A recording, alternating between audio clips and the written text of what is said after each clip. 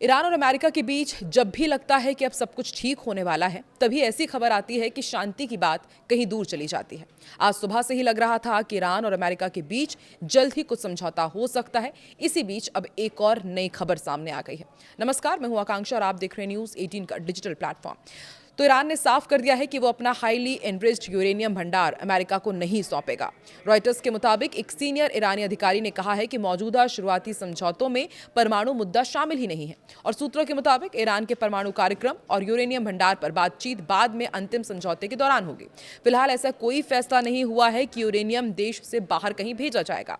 दरअसल इससे पहले अमेरिकी राष्ट्रपति डोनाल्ड ट्रंप ने यह कहा था कि अमेरिका ईरान को हाईली एनरिच्ड यूरेनियम रखने नहीं देगा। उन्होंने कहा था कि हम उसे हासिल करेंगे, इसे ईरान को नहीं रखने देंगे। इसी बीच ईरान की तरफ से एक कड़ी प्रतिक्रिया भी आई है। उनका कहना है कि अमेरिका ईमानदार नहीं है। ईरानी संसद अध्यक्ष मोहम्मद बाघेर गालिबाफ, उन्होंने आसिम मुनीर से मुलाकात की और कहा कि अमेरिका ईमानदारी नहीं दिखा रहा है, ईरान अपने अधिकारों पर समझौता नहीं करेगा। ईरान वार्ता में इजरायल की भूमिका घटी है।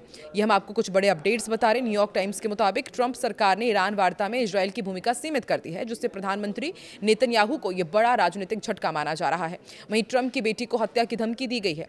FBI ने इवांका ट्रंप को कथित हत्या की धमकी देने वाले एक इराकी नागरिक मोहम्मद बाकेर साद को गिरफ्तार किया है। रूसी अधिकारी भी कह रहे हैं कि अमेरिका बढ़ा चढ़ाकर बात कर रहा है। मिखाइल उलियानोव का नाम तो आपने सुना ही होगा। अमेरिका ईरान वार्ता का डेवलपमेंट तो बढ़ा है और लेकिन इसे अमेरिका की तरफ से कुछ ज़्यादा ही बढ़ा चढ़ाकर पेश किया जा रहा है, जबकि असली हालात उतने सकारात्मक नहीं हैं।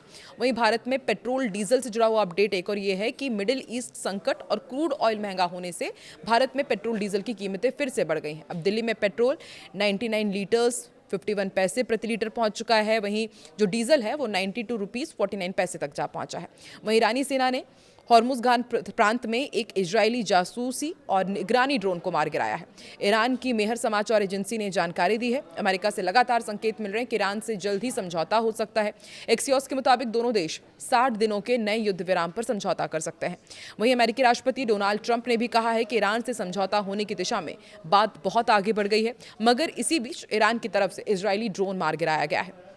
IRGC commander major general Ali Abdollahi ने दुश्मनों को चेतावनी दी है कि ईरान की शक्तिशाली सशस्त्र सेनाएं देश के विरुद्ध शत्रु के नए आक्रमण का करारा जवाब देने के लिए तैयार हैं। रमजान युद्ध के शहीदों के स्मरण उत्सव के मौके पर उन्होंने कहा कि देश की शक्तिशाली सशस्त्र सेनाओं के इस महान प्रतिरोध और विजय ने यह सिद्ध किया है कि अल्लाह में राष्ट्र का विश्वास और आस्था तथा स्वदेशी युद्ध क्षमताओं पर उसका भरोसा अंतर्राष्ट्रीय मंच पर सम्मान और गौरव के शिखरों की ओर प्रगति और रणनीतिक प्रभुत्व का मार्ग प्रशस्त करता है। कमांडर ने आगे ये भी कहा कि देश की सबसे रणनीतिक संपत्ति सभी क्षेत्रों में जनता की दृढ़ और जोशीली उपस्थिति है, जो दुश्मन की घुसपैठ और साजिशों के खिलाफ एक अभेद्य दीवार है।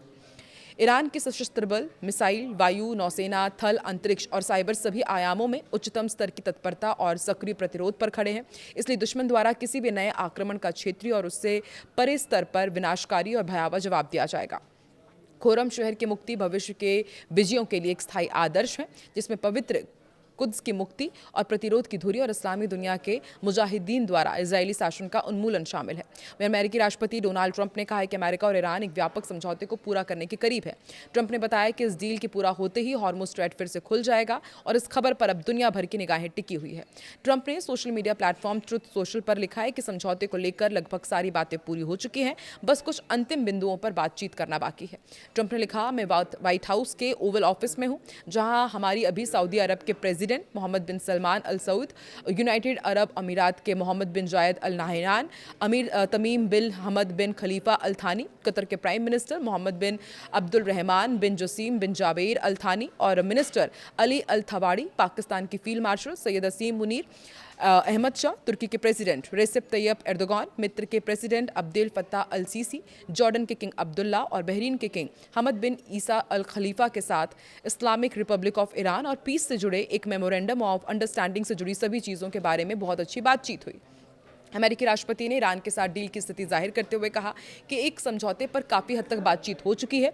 ये deal United states of America, Islamic Republic of Iran और लिस्टेड दूसरे देशों के बीच फाइनल होने पर निर्भर है। इसके अलावा मेरी इजराइल के प्राइम मिनिस्टर बीबी नेतन्याहू से भी बातचीत हुई है। ये बातचीत बहुत अच्छी रही। डील के आखिरी पहलुओं पर डिटेल्स पर अभी बात हो रही है और जल्द ही इसकी घोषणा हो जाएगी। एग्रीमेंट के कई दूसरे एलिमेंट्स के अलावा हॉर्मुज़ स्ट्रैट को भी खोला जाएगा। ईरानी प्रवक्ता इस्माइल बाघई ने शनिवार को समझौते का जिक्र किया।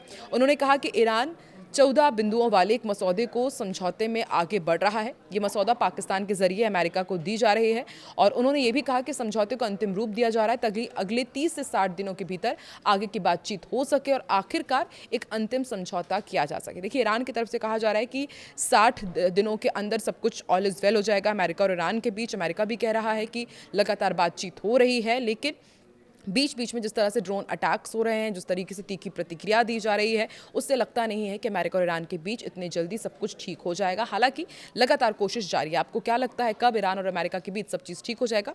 कमेंट सेक्शन में ज़रूर बताएं।